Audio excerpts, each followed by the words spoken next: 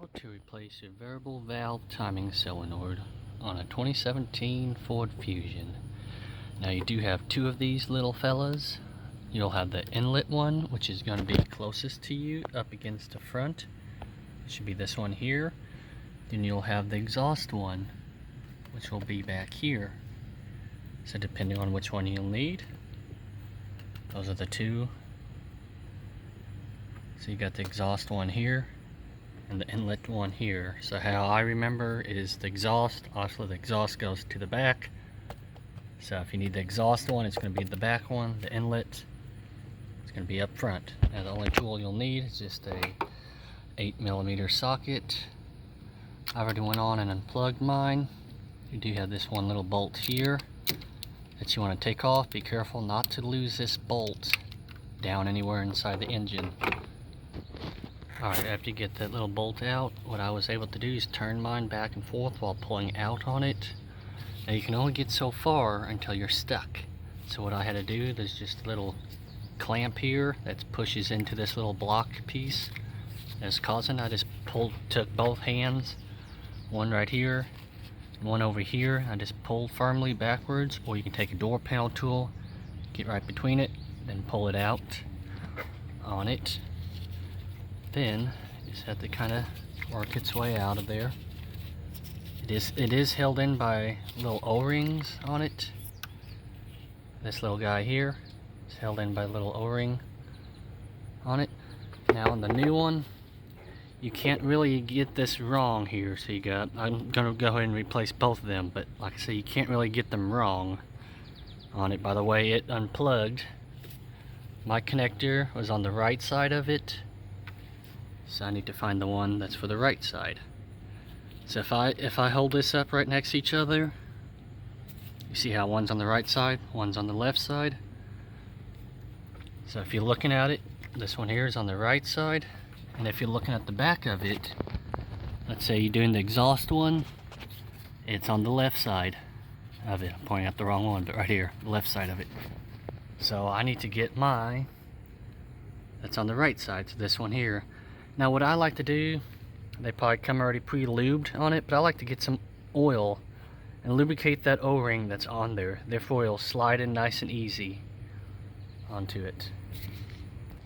Alright, so I got this one here nice and lubricated with some fresh clean oil. All you want to do is just stick it right back into place. Everything out of your way. Now it's going to have a little bit of resistance, but you want to push it in just like so until it pops into place. Make sure that your hole is aligned up and go and put your 8mm screw back on. After that, don't forget to plug in your connector or you will trip that light again. Basically the connector, the tab that you had to push down, then unplug, that tab goes on the right side of it. Push it until you hear that click.